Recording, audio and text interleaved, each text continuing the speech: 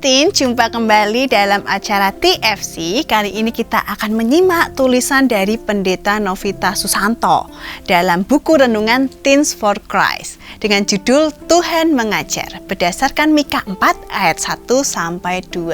Bersama saya, Kadir Syeva. Mari kita berdoa. Tuhan Allah Bapa kami, karuniakan kami dengan Roh Kudus-Mu yang sebentar lagi akan mendengarkan firman-Mu. Kiranya Roh Kudus-Mu dapat memampukan kami mengerti dan memahami juga melakukan firman-Mu dalam kehidupan kami sehari-hari. Tuntun kami Bapa. Amin. Yang akan menjadi pusat permenungan kita adalah Mika 4 ayat yang kedua. Saya akan bacakan untuk kita semua ya. Supaya ia mengajar kita tentang jalan-jalannya dan supaya kita berjalan menempuhnya, sebab dari Sion akan keluar pengajaran dan firman Tuhan dari Yerusalem. Pernahkah kamu mendengar tentang situs Gunung Padang di Cianjur? Situs ini adalah tempat bersejarah yang terdiri dari susunan batu-batu yang berundak. Coba deh kamu browsing, ini menarik loh. Umurnya tuh lebih dari 2000 tahun berasal dari zaman batu besar megalitikum. Situs ini tergolong baru karena diekskavasi mulai tahun 2011. Bagi dunia arkeologi, situs ini menimbulkan pertanyaan besar. Bagaimana mungkin di Indonesia ada sebuah undakan batu kuno yang disusun dengan rapi dan berumur ribuan tahun? Bahkan konon di bagian bawahnya ada situs yang lebih tua berumur sekitar 8.000 tahun. Tetapi masih sulit untuk digali. Situs ini diduga dahulunya adalah tempat pemujaan masyarakat zaman prasejarah kepada yang ilahi. Yang ilahi itu dapat dijumpai di atas gunung sebagai dataran yang paling dekat dengan langit. Dalam banyak tradisi dan kepercayaan ada pemahaman seperti itu. Gunung atau bukit diyakini sebagai tempat yang sakral, tempat yang ilahi. Pemahaman itu juga ada dalam Alkitab. Dalam kisah Musa misalnya, Tuhan ada di atas gunung Sinai. Dalam kitab Mika ada ungkapan tentang gunung rumah Tuhan yang berdiri tegak.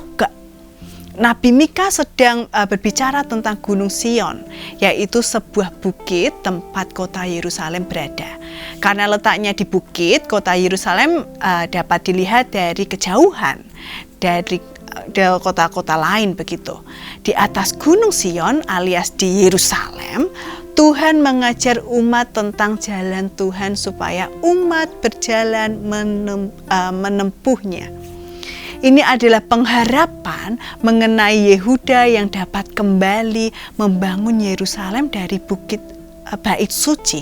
Itu kita bisa lihat perbandingannya di 2 Tawarik ayat pasal 36 ayat 22 sampai 23.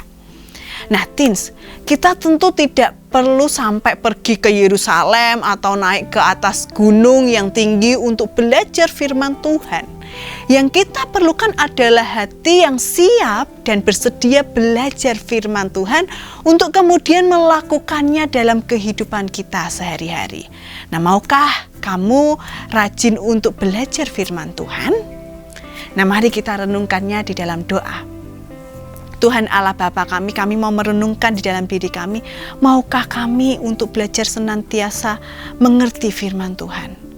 Kiranya Engkau memberikan kepada kami hati yang mau rindu untuk mendengarkan firman-Mu, hati yang mau belajar firman Tuhan. Jikalau setiap kali kami malas Tuhan, jikalau setiap kali kami enggan untuk belajar firman Tuhan, mampukan kami Tuhan, turunkan Roh Kudus-Mu kepada kami Tuhan, untuk kami mau belajar dan belajar lebih lagi. Inilah doa kami Bapa. Amin. Teman-teman, demikianlah perenungan kita hari ini. Jangan lupa subscribe, like, dan juga bagikan kepada teman-teman yang lain ya. Tuhan memberkati.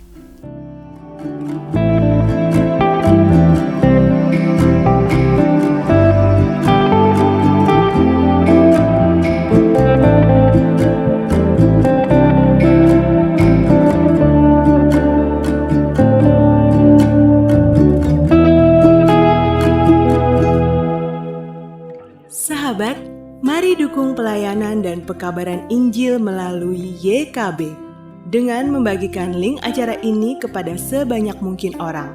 Dukungan juga dapat saudara lakukan dengan mentransfer dukungan finansial ke rekening BCA ke nomor 450 305 2990 450 305 2990 atas nama Yayasan Komunikasi Bersama.